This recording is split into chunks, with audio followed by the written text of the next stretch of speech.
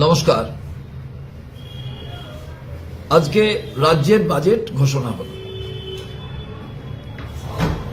আমি বাজেটটি দেখছিলাম। আমাকে বহু সাংবাদিক বলছিলেন এই বাজেটটি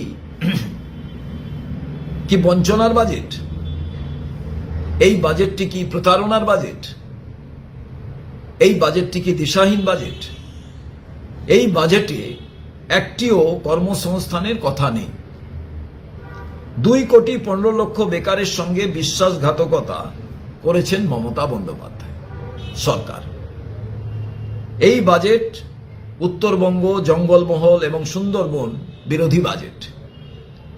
এই বাজেটে সমগ্র উত্তরবঙ্গে নদী ভাঙন, ইরিগেশন স্কিম, পাহাড়ের উন্নয়ন, চা বাগানের উন্নয়ন, চা শ্রমিকদের জন্য পরিকল্পনা এবং সামগ্রিক মালদা থেকে গৌড় থেকে আলিপুরদুয়ার এবং কোচবিহারের জন্য কোনো প্রস্তাবনা নেই। কৃষক বন্ধুর জন্য কোনো অর্থ বরাদ্দ বৃদ্ধি নেই। নতুন কোনো ঘোষণা নেই। কৃষকদের জন্য উচিত মূল্যে সার, পেট্রোল, ইলেকট্রিকে ভর্তুকি দেওয়ার কোনো প্রস্তাব নেই। প্রবীণ কৃষকদের জন্য কৃষক ভাতা এবং কৃষকদের অ্যাক্সিডেন্টাল বেনিফিটের কোনো প্রস্তাব নেই বাজেটে। পাহাড়ের গোর্খা জনজাতির, রাজবংশী, নমশূদ্র সমাজ, কর্মী সমাজের জন্য কোনো পরিকল্পনা এই বাজেটে রাখা হয়নি। মতুয়াদের জন্য একটাও শব্দ, একটা বাক্য এই বাজেটে নেওয়া হয়নি। স্বাস্থ্যক্ষেত্রে নতুন কোনো পরিকল্পনা বলা নেই এই বাজেটে। নতুন পে কমিশনের কোনো প্রস্তাব নেই। আরজিকর থেকে শিক্ষা নিয়ে বাজেটে নারী সুরক্ষার কোনো কথাই বলা হয়নি। কোনো টাকা অ্যালট করা হয়নি নারী সুরক্ষার জন্য আলাদাভাবে।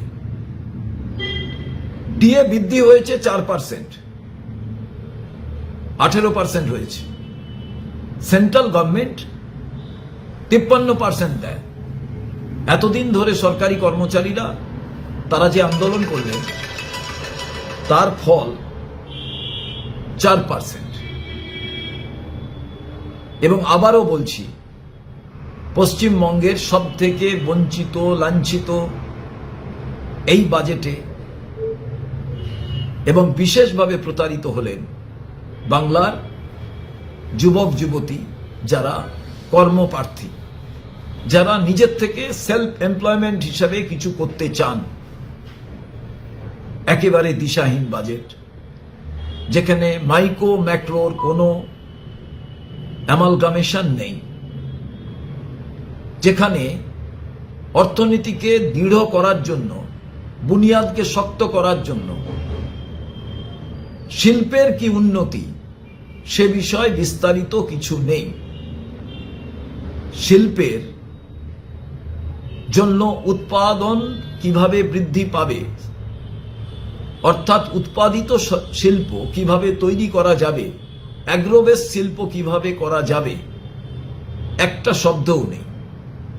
প্রচুর আলু তো উৎপন্ন হয়, তাকে নিয়ে নতুন কোনো অ্যাগ্রোবেস ইন্ডাস্ট্রি করা যায় কিনা সে বিষয়ে একটিও শব্দ কিংবা পরিকাঠামো দিক থেকে তার উন্নয়ন বাজেটে কোনো প্রভিশন নেই।